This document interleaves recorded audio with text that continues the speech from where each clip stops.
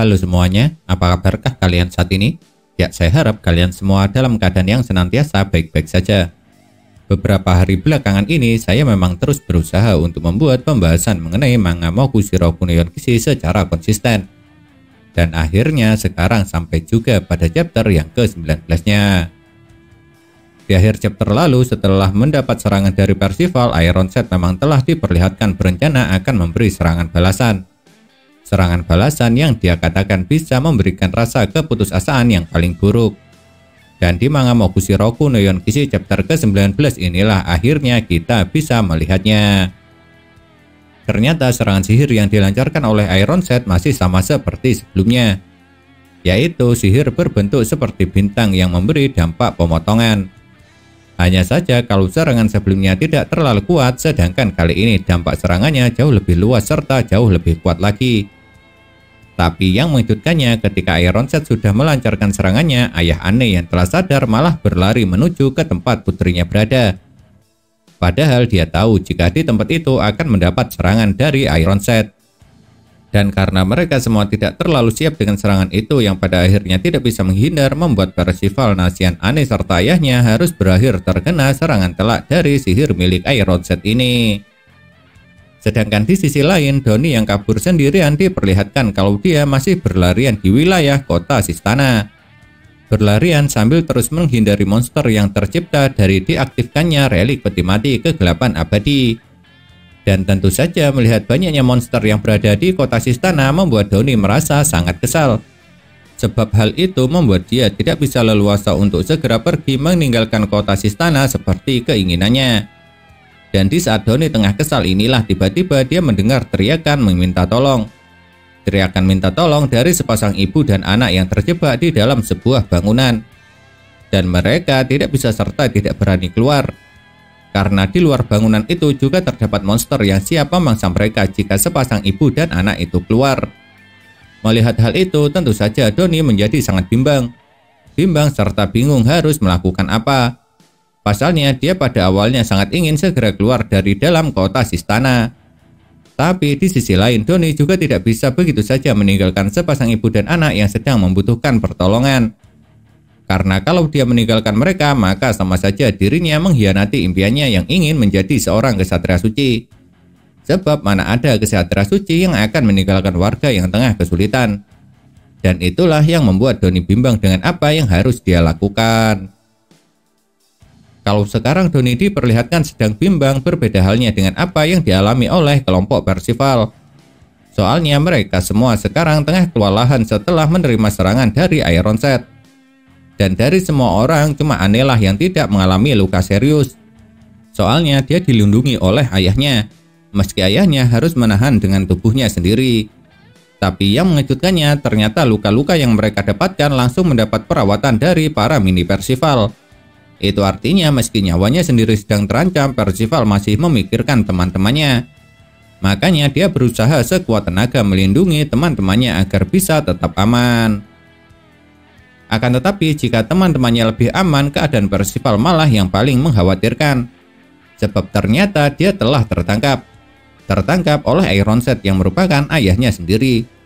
Dan alasan kenapa Ironset menangkap Percival rupanya menurut sang kesatria suci ini jika dibiarkan terus tumbuh dewasa maka Percival akan menjadi ancaman yang sangat luar biasa.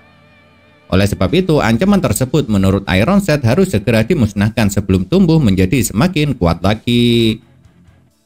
Di manga Mokushiro Kuneon Kishi chapter ke-19 ini pada akhirnya Percival memang memiliki kesempatan untuk bertanya kenapa Ironset membunuh kakeknya. Dan ternyata alasan yang diberikan oleh sang kesatria suci berarmor merah ini sangatlah mengejutkan. Karena menurutnya ada kemungkinan walau kecil kalau Varghese merupakan bagian dari anggota Mokushiro Kuneon Kishi dalam ramalan. Makanya meski Varghese adalah ayahnya, dia tetap harus dimusnahkan. Yang tujuannya adalah untuk menghilangkan kemungkinan sekecil apapun. Apalagi menurut Ironset, Varghese juga telah mengambil sesuatu yang dia sayangi dan membawanya kabur.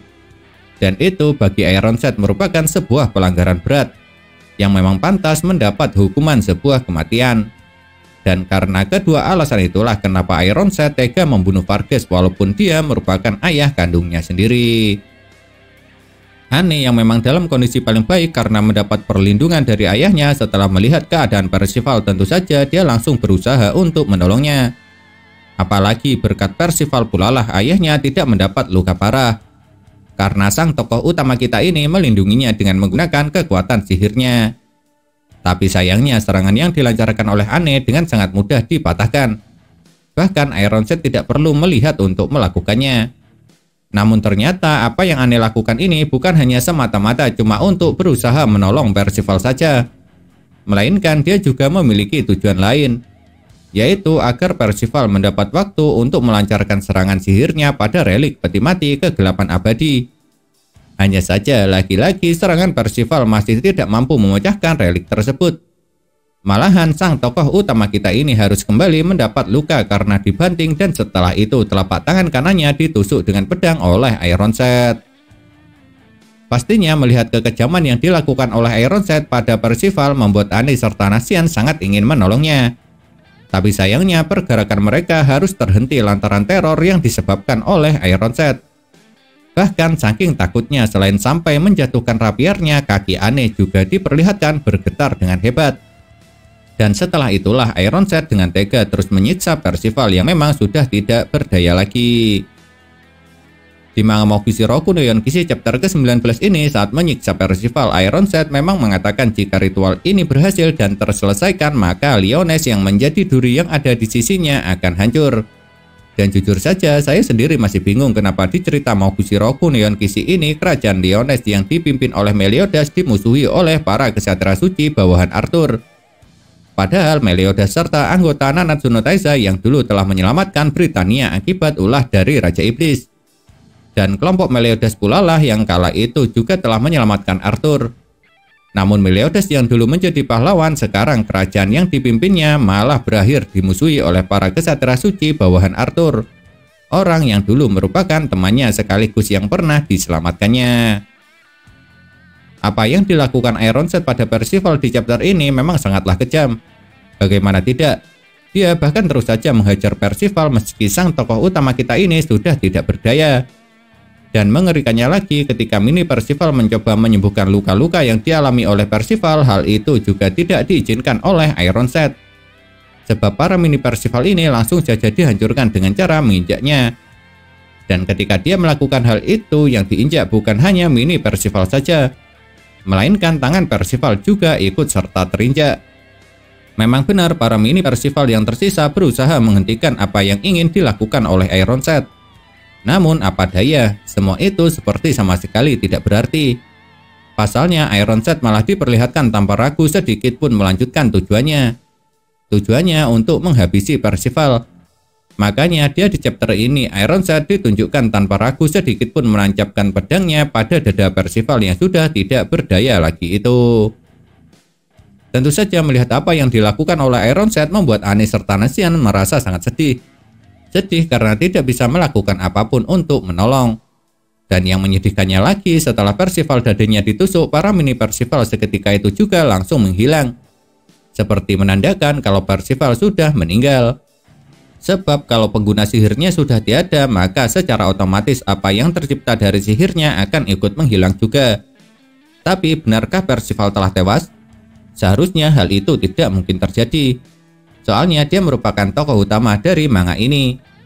Jadi pasti akan ada sebuah kejadian yang pada akhirnya dapat menyelamatkan Percival. Hanya saja untuk sekarang kita masih belum bisa mengetahuinya.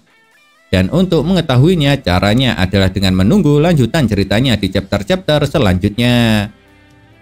Di akhir manga Mokushi Roku no Yonkishi chapter ke-19 ini, setelah merasa tidak ada lagi penghalang setelah Percival berhasil dihabisi, Ironsight memang memutuskan untuk langsung melanjutkan ritual pengorbanan darah supaya relik peti mati kegelapan abadi bisa aktif sepenuhnya. Dan tentunya yang akan dia korbankan tidaklah berubah, yakni semua warga kota Sistana. Lalu yang melakukan pembantaian adalah para monster yang tercipta dari benda mati setelah terkena cairan hitam yang muncul setelah peti mati kegelapan abadi diaktifkan. Hanya saja karena setelah kejadian tersebut manga Mokushi Roku no Yonkishi chapter ke-19 ini harus berakhir, jadinya untuk sementara kita belum bisa tahu apa yang akan terjadi selanjutnya. Dan semoga saja chapter depan kita bisa langsung melihat lanjutan dari kejadian ini. dan ceritanya tidak menyorot ke tempat lain. Kira-kira akan seperti apakah akhir dari kota Sistana? Apakah para warganya akan terbantai? Atau malah mereka akan ada yang menyelamatkan? Bikin penasaran bukan? Jika kalian penasaran, tunggu saja kelanjutan jalan ceritanya pada chapter-chapter selanjutnya. Nah, itulah yang dapat saya sampaikan mengenai manga Mokushiro Kuno Yonkishi chapter ke-19-nya. Dan kalau menurut kalian, kejadian manakah yang paling menarik? Apa kalian mempunyai pendapat? Jika punya, jangan pernah sungkan atau ragu untuk menuliskannya pada kolom komentar. Karena komentar itu sangat berarti bagi saya atau teman-teman lain yang membacanya. Sebab komentar kalian tersebut bisa dijadikan bahan referensi untuk saling bertukar pendapat antara kita semua.